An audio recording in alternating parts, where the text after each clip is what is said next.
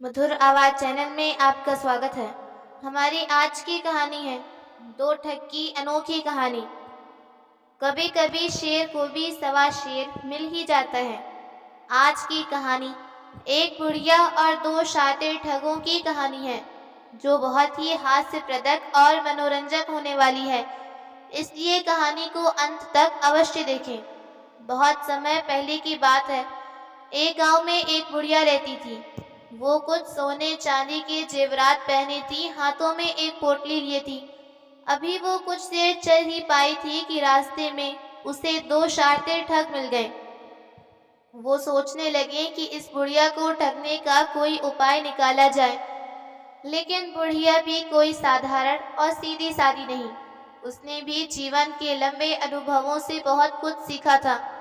बुढ़िया को ठगने के उद्देश्य से वे दोनों जल्द ही बुढ़िया के पास आ पहुंचे और बड़े ही आदर पूर्वक बुढ़िया को प्रणाम कर बोले, प्रणाम दादी अम्मा, कहाँ जा रही हो? बेटा, मुझे शहर में कुछ काम है, इसलिए शहर जा रही हूँ। हम भी शहर चल रहे हैं। अच्छा हुआ आप मिल गई। बातें करते हुए सफर आसानी से कटेगा। ठीक है बेटा। तभी एक ठग ने पूछा, अम्मा, शहर में कोई जरूरी काम है? हाँ बेटा, मुझे अपनी बेटी की शादी करनी है। महंगाई के इस जमाने में पूरे खर्च आसान नहीं, तो शादी कैसे हो पाती? इसलिए मैंने सोचा पुराने गहने। ठगों की चालाकी ने कहा, हाँ अम्मा, बिल्कुल। गहने तो मुश्किल वक्त में काम आते ही हैं। अम्मा, सफर काफी लंबा है, इसलिए आप कोई अच्छी सी कहानी सुनाइए ताकि सफर मजेदार हो जाए। बुढ़िया ने मुस्कुरा कर कहा, ठीक है बेटा, लेकिन अभी मुझे कोई कहानी याद नहीं आ रही, इसलिए पहले आप लोग कोई कहानी सुनाओ, फिर शायद मुझे भी कोई कहानी याद आए। पहले ठग ने चालाकी से कहा, अम्मा, सुनी सुनाई कहानियां सुनाते सुनाते जी भर गया, इसलिए आपको आप बीती सुनाऊंगा। लेकिन मेरी एक शर्त है, मेरी कहानी को झूठा माना तो आपको अपनी पोटली में से अपना एक गहना हमें देना होगा। ठगों की नीयत भाप चुकी थी। वे समझ गई कि उसे किसी चाल में फंसाना चाहते हैं।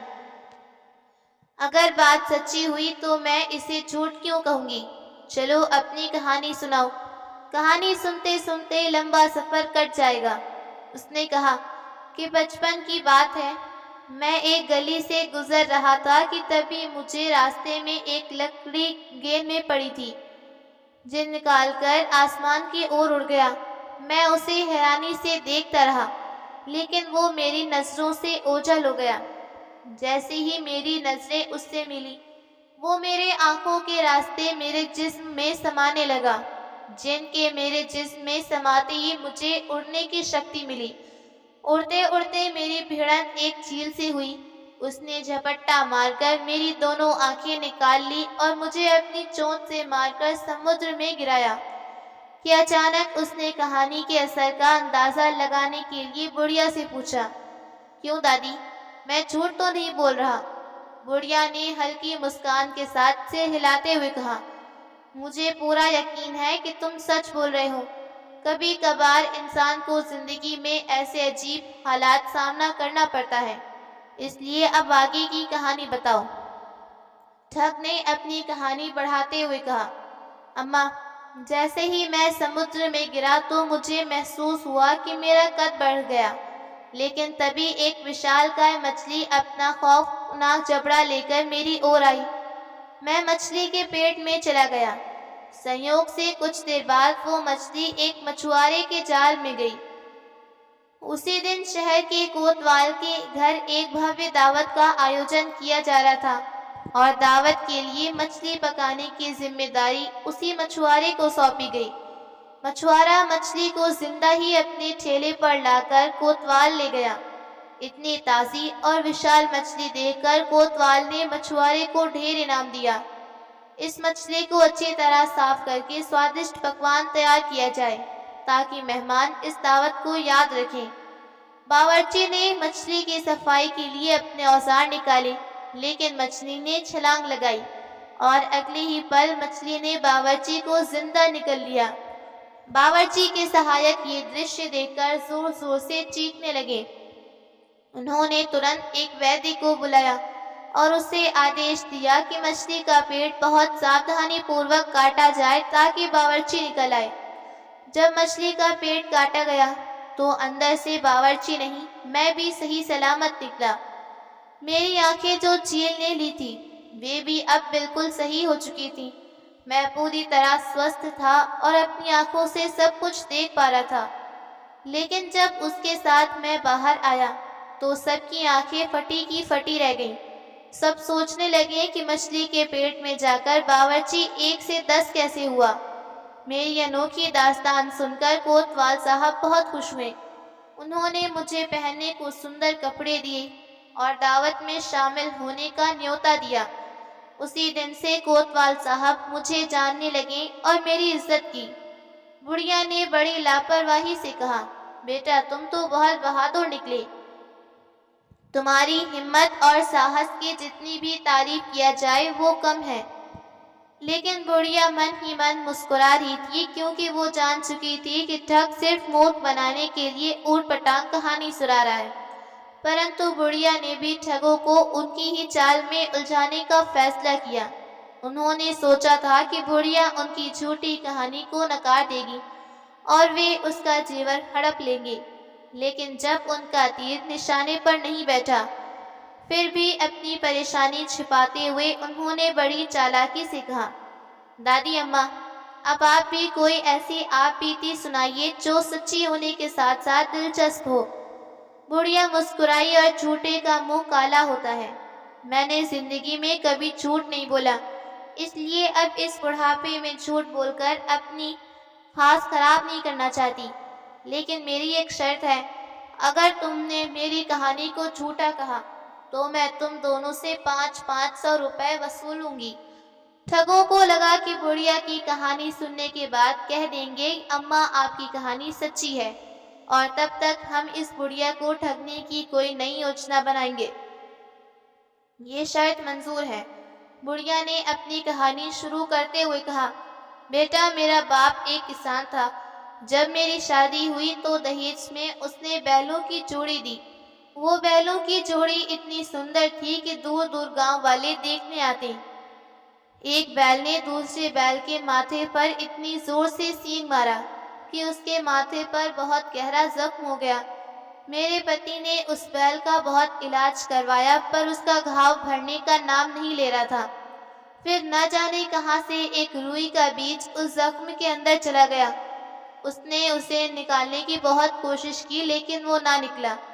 دھیرے دھیرے وہ پودا اتنا بڑا ہو گیا کہ اس میں بہت سی عمدہ قسم کی کپاس اٹھنے لگی۔ ہم نے اس کپاس کو اکٹھا کرنا شروع کیا۔ جب یہ خبر دور دور تک پھیلی تو لوگوں کی بھیڑ ہمارے گھر امڑ پڑی۔ سبھی اس انوکھے بیل کو دیکھنے کے لیے آنے لگے۔ ہم نے بیل کو اپنی حویلی میں باندھ دیا اور اس کی درشن فیس 4 آنے پرتی ویکت رکھی۔ بیل درشن سے ہمیں اتنی کمائی تھی کہ ہمارے دن بدل گئے۔ کئی عورتوں کو روئی دھونے پر لگا دیا، چرخوں پر سوت کاٹنا شروع کروایا۔ دھیرے دھیرے ہمارے پاس کپڑوں کے ڈھیر لگے، جن میں کچھ کمبل نما کپڑے خاص طور پر بنے گئے تھے۔ ایک دن جب ہم نے کپڑوں کا حساب لگایا تو پتہ چلا 2 کمبل چوری ہو گئے۔ ان کی بہت تلاش کی مگر کوئی پتہ نہیں چلا۔ اتنا کہہ کر بڑھیا نے ٹھگوں کی اور گہری نظروں سے دیکھا اور بولی، بھگوان جھوٹ نہ بلوائیں، آج میرے وہ دونوں کمبل مل گئے۔ اس پر ٹھگ آشچر چکت بولے، آپ کو کہاں ملے؟ بڑھیا نے دونوں ٹھگوں سے کہا کہ وہ میرے دونوں ٹھگ کمبل اوڑھے آپ دونوں ہیں، اس لیے شرافت اسی میں ہے کہ تم لوگ فوراً میرے دونوں کمبل واپس کرو۔ وہ ایک دوسرے کی شکل دیکھنے لگے۔ انہوں نے سوچا کہ اگر ہم یہ کہتے ہیں کہ یہ جھوٹ ہے تو ہمیں 500 روپے دینا ہوگا، کمبل تو 10-20 کا ہوگا۔ اس لیے انہوں نے بنا کوئی ہیلا حوالہ کیے جھٹ پٹ اپنے اپنے کمبل اتار کر بڑھیا کو سونپے۔ بڑھیا نے دونوں کمبل اپنے پاس رکھ اپنی کہانی بڑھایا، ہاں بیٹا، اسی کپاس سے ایک جولاہے نے بہت بہترین ململ تیار کی۔ ململ کا ایک پورا تھان چوری ہو گیا۔ ہم لوگوں نے اس کی بہت تلاش کی مگر کوئی سراغ نہیں ملا، مگر اب میں دیکھ رہی ہوں کہ تم دونوں نے جو کپڑے پہنے ہیں یہ چوری ہوئے ململ کے تھان ہیں۔ وہ سوچنے لگے اب تو لینے کے دینے پڑ گئے، اب یہ بڑھیا ہمارے کپڑے بھی اتروا لے گی۔ اس لیے ان میں سے ایک ٹھگ نے جلدی بات بدلتے ہوئے کہا، اماں کہانی تو صحیح ہے لیکن ہمیں بہت بھوک لگی ہے، کھانے کے لیے کچھ لائی ہیں تو ہمیں دیجیے۔ بس بیٹا اب تو شہر آ ہی گیا سمجھو، مجھے اپنے زیور بیچنے ہیں، جب زیور بیچ جائیں گے تو آرام سے کہیں بیٹھ کر کھانا بھی کھا لیں گے۔ ٹھگوں نے سوچا یہ تو بہت اچھا ہوا، وہ بہت خوش ہوئے اور من میں یوجنا بنانے لگے، اچھا بڑھیا تم اپنے زیور تو بیچ لو، پھر دیکھنا کہ ہم کیسے بیوقوف بناتے ہیں۔ جب وہ سونار کی دکان کے پاس پہنچے تو بڑھیا نے ٹھگوں کے سامنے ہی اپنے زیور اتارے۔ بیٹا یہ رہی سونار کی دکان، تم یہیں ٹھہرو، میں زیور بیچ کے آئی۔ من ہی من سوچنے لگے کہ اب جلد ہی انہیں بڑھیا کے روپے ٹھگنے کو ملے گا۔ ادھر بڑھیا بھی ان دونوں ٹھگوں کو سبق سکھانے کو سوچ رہی تھی۔ اس کے دماغ میں ایک وچار آیا، وہ سونار کی دکان کے اندر گئی اور سونار سے کہا، میں اپنے دونوں نوکروں کو بیچنا چاہتی ہوں۔ سونار حیرانی سے بولا، کون سا نوکر اماں؟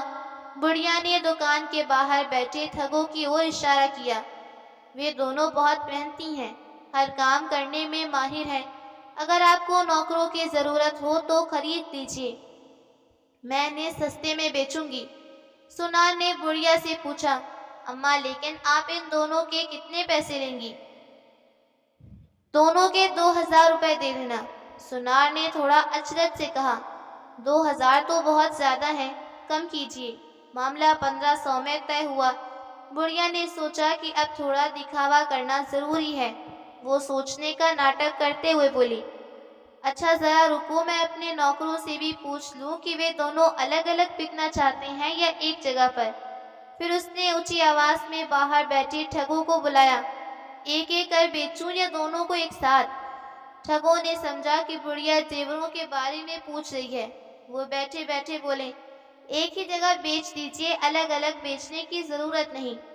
سونار نے یہ سن کر سنتوش کی سانس لی، اسے یقین ہو گیا کہ سودا پوری رضامندی سے طے ہو گیا۔ اس نے خوشی خوشی 1500 روپے بڑھیا کو تھمائے۔ بڑھیا نے پیسے جیب میں ڈالے اور دکان سے جانے لگی۔ اماں بھوک تو پہلے سے لگی تھی، اب تو مٹھائی بھی کھائیں گے، جلدی ہمارا منہ میٹھا کرائیے۔ گھبراؤ مت بیٹا، تمہیں کھانا بھی ملے گا، مٹھائی بھی، تم تھوڑی دیر کی ہی انتظار کرو، میں پاس کی دکان سے کھانا اور مٹھائی لائی۔ ایک ٹھگ نے پھر آواز دی، اماں مٹھائی ذرا زیادہ لانا۔ فکر مت کرو بیٹا۔ پھر دھیرے دھیرے ان کی نظروں سے اوجھل ہو گئی۔ اب دونوں ٹھگ مٹھائی کے انتظار میں بیٹھے تھے۔ ادھر سونار نے جب دیکھا کہ اس کے نوکر باہر بیٹھ کر آرام سے باتیں کر رہے ہیں تو اس نے بلایا اور ڈانٹنا شروع کیا۔ پہلے تو دونوں ٹھگ سر جھکا کر چپ چاپ باتیں سنتے رہے، لیکن ماجرا سمجھ میں آیا تو ان کے ہوش اڑ گئے۔ اب پچھتانے کے سوائے کوئی راستہ نہیں تھا۔ یہ ان کی زندگی کا پہلا موقع جب انہوں نے محسوس کیا کہ واقعی شیر کو بھی شوا شیر مل سکتا ہے۔ اس کہانی سے یہ سیکھنے کو ملتا ہے کہ سنکٹ کی گھڑی میں دھیریہ اور بدھیمانی سے کام لینا چاہیے، جیسے کہ اس بڑھیا نے ٹھگوں کی ہر چال کو نہ کیول سمجھا بلکہ اس کا منہ توڑ جواب بھی دیا۔ تو دوستو، آپ کو یہ کہانی کیسی لگی؟ لائک کمنٹ کر کے ضرور بتائیے گا۔